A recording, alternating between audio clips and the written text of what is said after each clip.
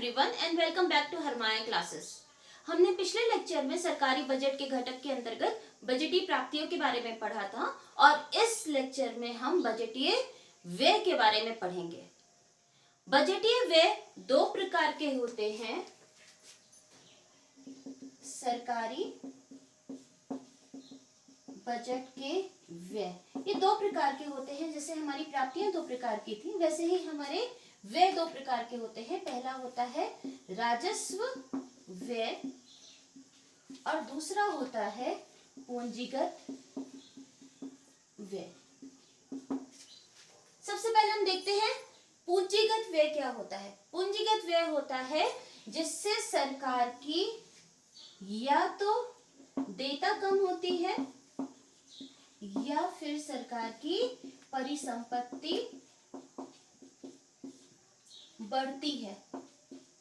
That means, अगर आप अपने घर में कोई खर्चा करेंगे तो कैसे खर्चा करते हैं, या तो हम किसी लोन को वापस करेंगे तब हमारा पूंजीगत व्यय होगा। अगर हमने लोन लिया हुआ है बैंक से और उस लोन को हमने वापस किया तो क्या है, भविष्य में हमारी देयता कम हो जाएगी, हमारे पर जो लोन का बोझ था वो बोझ कम हो जाएगा। उसी तरीके से हम कुछ खरीदने के लिए भी व्यय करते हैं। हम गए अपने घर में टीवी खरीद के लाए, फ्रिज खरीद के लाए, हमने मकान खरीदा, हमारे पैसे तो चले गए इसमें, लेकिन हमारे पास कोई संपत्ति हो जाती है। हम गोल्ड खरीद रहे हैं, इसका मतलब क्या है, पैसे हमने दिए लेकिन हमारी संपत्ति जनरेट हो जा रही है। तो इसी तरीके से सरकार भी व्यय करती है, सरकार भी खर्चे करती है और सरकार के खर्चों में पूंजीगत व्यय के अंतर्गत या तो उसकी देयता कम होती है यानी कि ऋण का बोझ कम होता है, या फिर उसकी परिसंपत्ति में वृद्धि होती है, सरकार की कोई प्रॉपर्टी बनती है। देयता कम होने में या तो फिर सरकार अपनी ऋण की वापसी करेगी। सरकार ने कहीं से ऋण लिया हुआ है, चाहे किसी अन्य देश से लिया है या लोगों से बॉन्ड के थ्रू लिया है, तो ऐसी स्थिति में सरकार ऋण को वापस कर देगी। इसका मतलब भविष्य में अब उसको पैसे नहीं चुकाने हैं। इसके अंतर्गत लोगों की जो छोटी छोटी जमाएं होती है, एनएससी आदि, वो एनएससी आदि का भी जब सरकार भुगतान करती है तो इसमें भी सरकार की देयता में कमी आती है। तो लोगों की बचतों का भुगतान,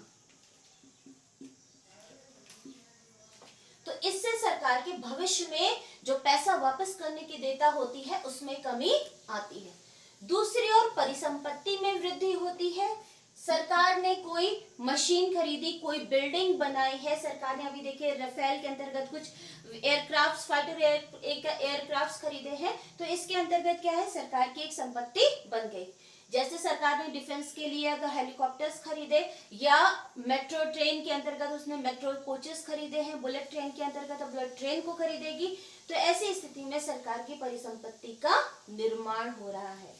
तो इसमें क्या आ जाता है, सरकार के द्वारा मशीन है, बिल्डिंग या फिर डैम्स वगैरह बनवाए हैं, फ्लाईओवर बनवाए हैं, तो इन सब चीजों का निर्माण में सरकार की पैसे तो व्यय होते हैं लेकिन सरकार की संपत्ति का निर्माण होता है।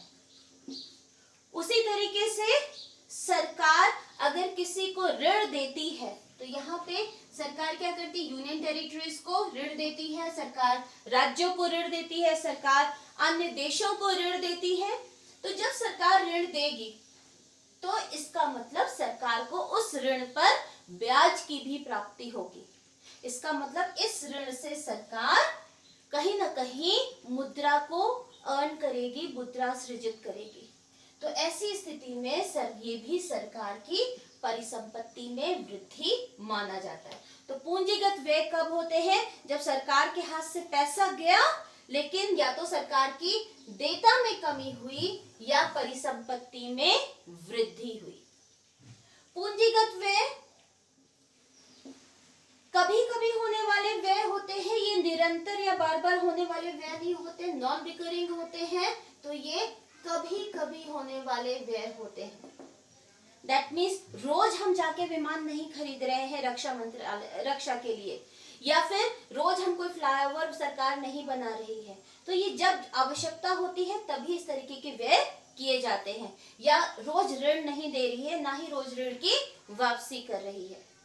इससे कैपिटल का स्टॉक जो होता है, पूंजी का स्टॉक में वृद्धि होती है। देश में जो पूंजी का स्टॉक होता है, स्टॉक में वृद्धि होती है। सरकार ने नई बिल्डिंग बनाई, सरकार का पूंजी कहीं ना कहीं वो उत्पादन में हेल्प करेगी। या सरकार ने कुछ नई मशीन खरीदी अपने किसी विभाग के लिए, तो कहीं ना कहीं वो उत्पादन में वृद्धि करेगी। तो इस तरीके से पूंजी के स्टॉक में वृद्धि होती है और अर्थव्यवस्था की जो उत्पादक क्षमता है वो भी बढ़ती है। तो इस तरीके के व्यय को हम पूंजीगत व्यय कहते हैं। अब हम आते हैं राजस्व व्यय पे। दूसरी तरीके के व्यय होते हैं राजस्व व्यय। राजस्व व्यय को अगर हमें पहचानना है तो हमें देखना है, इससे ना तो देयता कम होगी, दैट मीन्स भविष्य का कोई बोझ इसमें से कम नहीं होगा। दूसरा, ना ही परिसंपत्ति में वृद्धि होगी।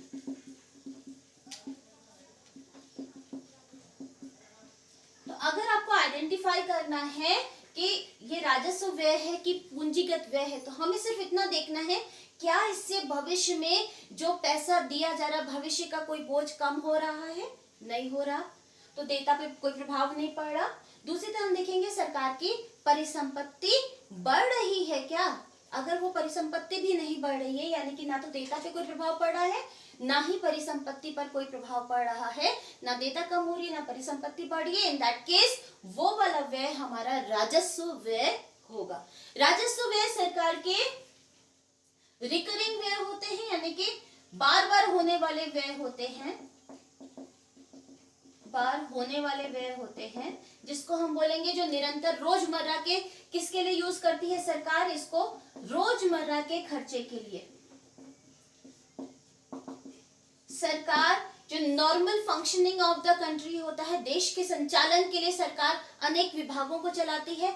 अनेक, जैसे आयकर विभाग हो गया, जैसे रक्षा मंत्र विभाग हो गया, जैसे पुलिस डिपार्टमेंट हो गया, इन सब डिपार्टमेंट में सैलरीज भी जाती हैं, पेंशन भी जाती है, तथा अन्य तरीके के व्यय भी होते हैं, जैसे स्टेशनरी का व्यय है, पेट्रोल पर खर्चा आ रहा है। यानी कि देश को चलाने के लिए जो रोजमर्रा के सरकार के खर्चे होते हैं सरकारी विभागों में तथा अन्य सर्विसेज में जो खर्चा किया जाता है, जैसे मनरेगा के अंतर्गत सरकार ने व्यय किया, लोगों को पैसे दिए, तो ये सारे व्यय क्या है? निरंतर होने वाले व्यय हैं और सरकार के देश को चलाने के लिए नॉर्मली जो खर्चे किए जाते हैं ये वो होते हैं। इससे अगर सरकार ने किसी की सैलरी दी है, तो सैलरी, मान लीजिए आप एक गवर्नमेंट एम्प्लॉय हैं, आपको सरकार ने सैलरी दी क्या, लेकिन सरकार ने आपको सैलरी दी, उससे ना तो उसकी देयता पर कोई प्रभाव पड़ेगा, ना ही परिसंपत्ति पर प्रभाव पड़ेगा, तो ये वाला व्यय क्या हो गया? राजस्व व्यय। तो क्या क्या चीजें आती है इसमें? वेतन आता है सरकारी कर्मचारियों का, पेंशन आती है, योजनाओं पर व्यय आता है, बहुत सारी योजनाएं चल रही हैं, योजनाओं पर व्यय, और विभागों के खर्चे आदि। इस तरीके के जो भी व्यय होते हैं वो सारे राजस्व व्यय होते हैं। तो हमें सिर्फ इतना ध्यान रखना है, जहां पर देयता और परिसंपत्ति, देयता कम हो रही है और परिसंपत्ति बढ़ रही है, तो ऐसी स्थिति में वो राजस्व, वो पूंजीगत व्यय हो गया, और जहां पे देयता और परिसंपत्ति पर कोई प्रभाव नहीं पड़ रहा है वो वाला व्यय राजस्व व्यय है। तो इसमें अब हम अंतर देखते हैं, राजस्व व्यय और पूंजीगत व्यय में क्या अंतर होते हैं। राजस्व, पूंजीगत। सबसे पहले तो हम डेफिनेशन लिखते हैं, राजस्व व्यय वे व्यय होते हैं जिसमें ना तो सरकार की देयता में कमी आती है और ना ही परिसंपत्ति में वृद्धि होती है। तो ना तो देयता कम होती है और ना ही परिसंपत्ति बढ़ती है। शॉर्टकट में मैं एरो लगा दे रही हूं। उसी तरह से पूंजीगत प्राप्ति क्या होती है, पूंजीगत व्यय क्या होता है? पूंजीगत व्यय वो होते हैं जिसमें सरकार की या तो देयता बढ़ती है, देयता कम होती है, अथवा दोनों में से एक चीज होगी। दोनों चीजें एक साथ नहीं होंगी, ध्यान रखिएगा। अगर एग्जाम में आता है आपसे इसको आइडेंटिफाई करने के लिए, तो आप दोनों नहीं लिख सकते हैं कि देयता भी कम हो रही है और परिसंपत्ति भी बढ़ रही है। एक ही चीज होगी।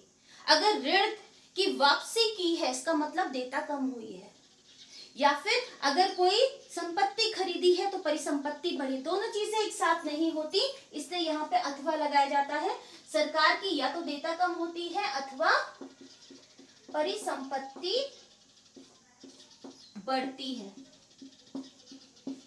ये क्या होते हैं? सरकार के रोजमर्रा के खर्चे होते हैं और ये बार बार होने वाले खर्चे होते हैं और ये कभी कभी होने वाले खर्चे होते हैं। उसके बाद थर्ड पॉइंट होगा एग्जाम्पल। राजस्व में सैलरीज हो जाती है, जैसे वेतन, पेंशन आदि, और पूंजीगत में विमान की खरीद, बिल्डिंग का निर्माण आदि।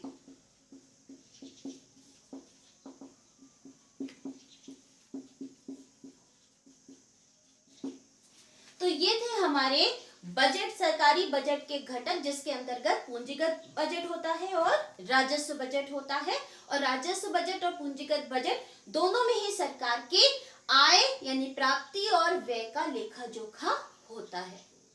आज के लेक्चर में इतना ही। नेक्स्ट लेक्चर में हम सरकारी बजट में होने वाले घाटे के बारे में विस्तार से पढ़ेंगे। Thank you so much.